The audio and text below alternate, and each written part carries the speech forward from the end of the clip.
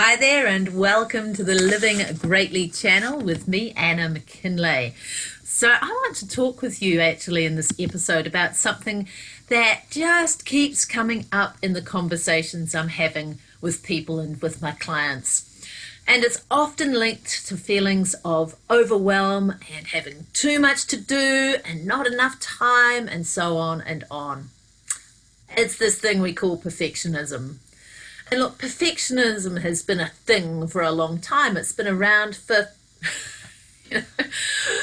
forever, really, hasn't it? I mean, thinking, for example, of my father-in-law, who was born back in the 30s. He used to say, if a thing is worth doing, it's worth doing right. But actually, research is showing, I've seen articles cited or research cited from the World Health Organization, who did a study of nearly 42,000 young people around the world. And that showed that actually perfectionism has risen over the past few decades, which is one of the reasons why I want to talk about it. The research says it's getting more common. I'm certainly coming across it as a coach more and more. And it does have a really big impact on us. So let's talk about the pros and cons of perfectionism.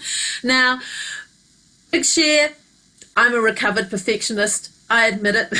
I used to be a perfectionist and I've cured myself of that. I'm actually thinking of starting a support group for Perfectionists Anonymous because I know the impact that being a perfectionist can have, and a lot of it's not actually very good at all. And I do see this time and time again with people who I speak with and people who choose to join my coaching programs. So if we, and you know what I mean by perfectionism, I'm not going to go into that, but talking about the impact or the way that perfectionism plays out with people.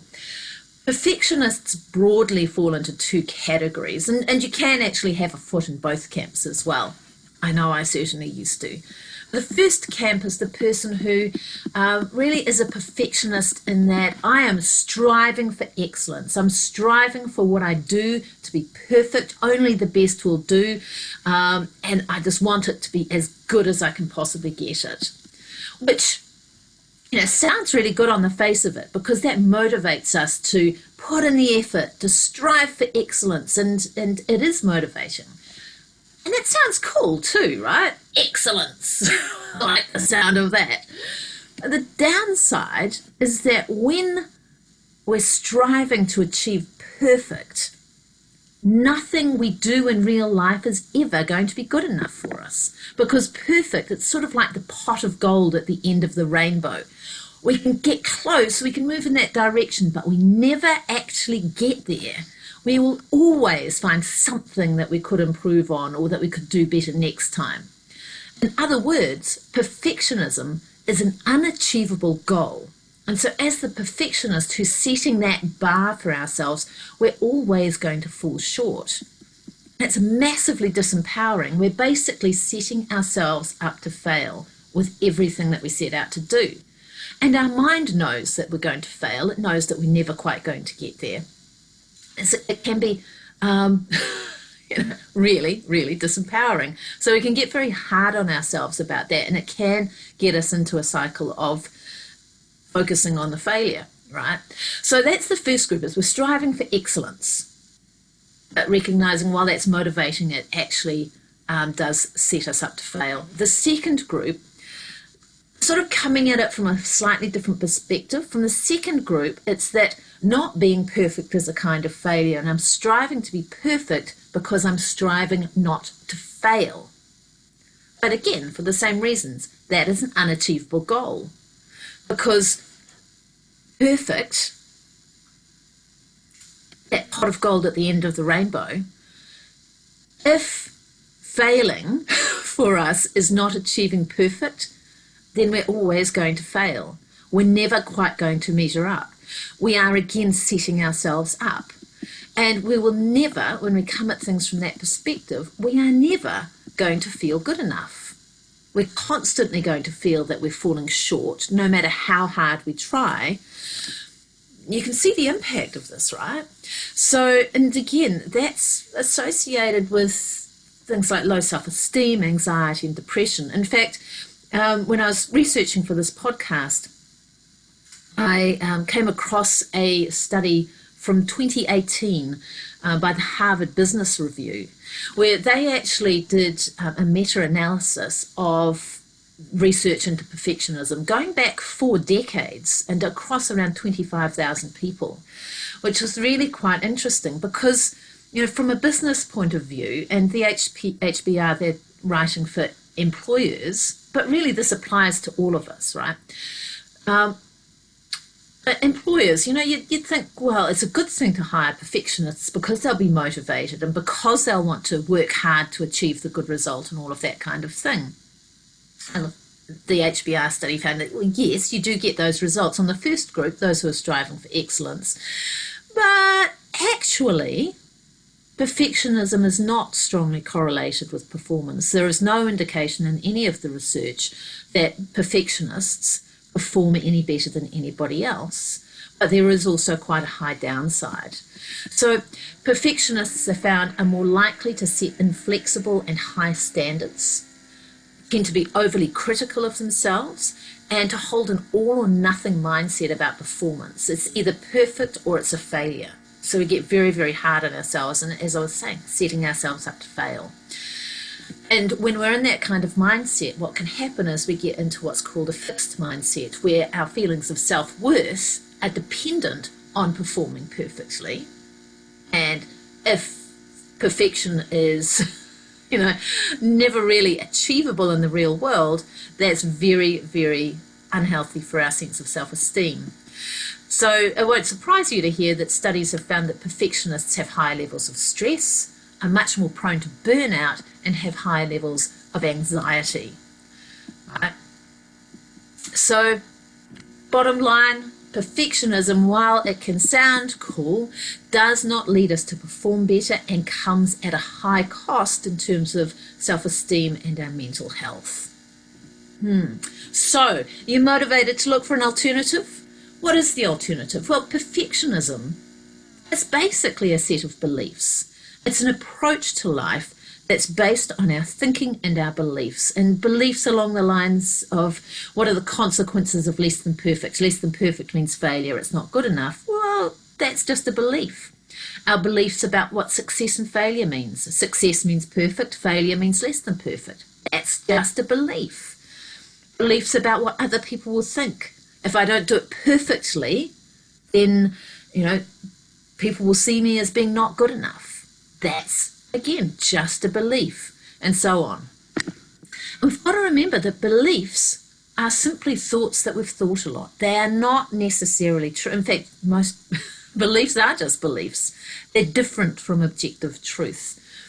All we have to do is find one exception to what we're thinking, and it tells us that what we're thinking is simply a belief. For example, that someone might think less of me because I don't do a perfect job. I mean, how many exceptions to that can we find around the world?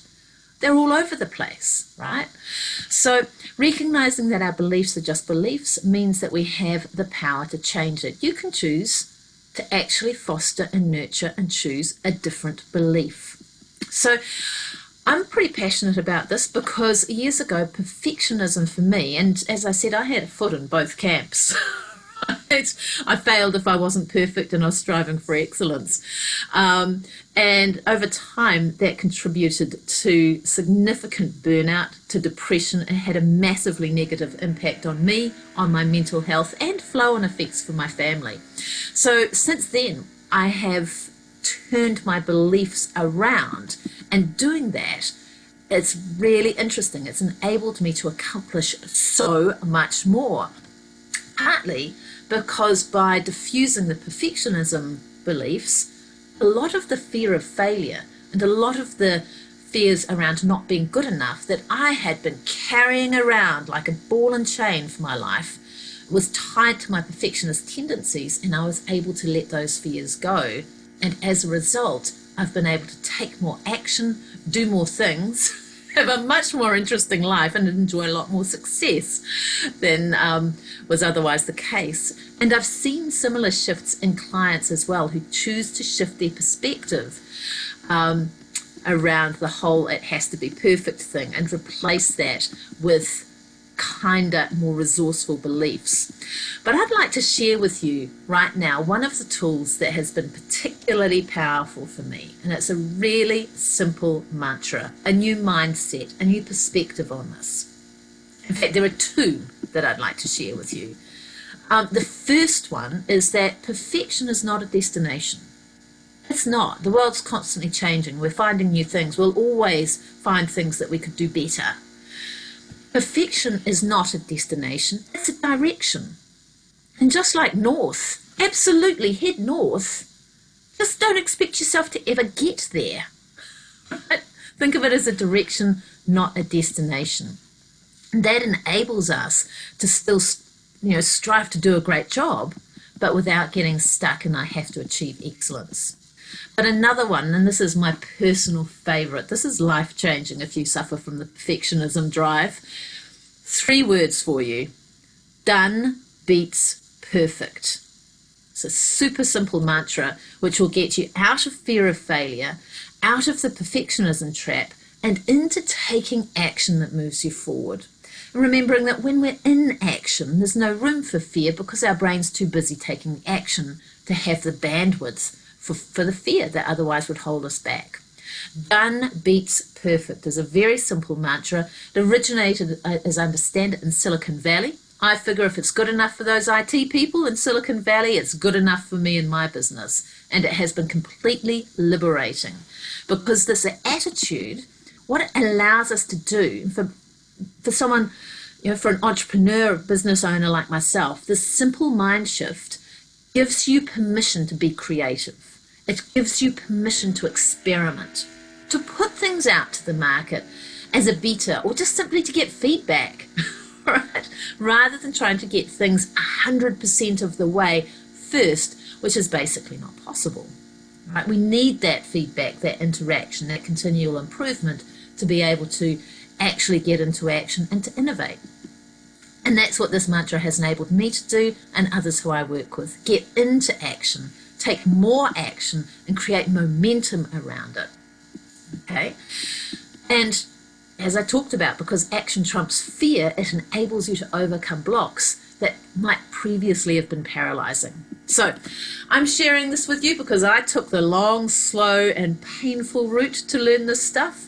I'm sharing it with you now in the hopes that this will give you a faster shortcut to be able to defuse the perfectionism and to be able to get into action and create more positive momentum in your life. So I hope this has served you. I hope you've taken away something that you can actually implement right now. I'm going to invite you to ask yourself what's something that you might want to shift right now, or who's someone that you might want to share some of these insights with who could also benefit from it. And you're welcome to get in touch with some comments if there's anything on that you'd like to share. In the meantime, hope you've enjoyed, and I'll see you in the next episode tomorrow. All right, you have a great day, and we'll see you then.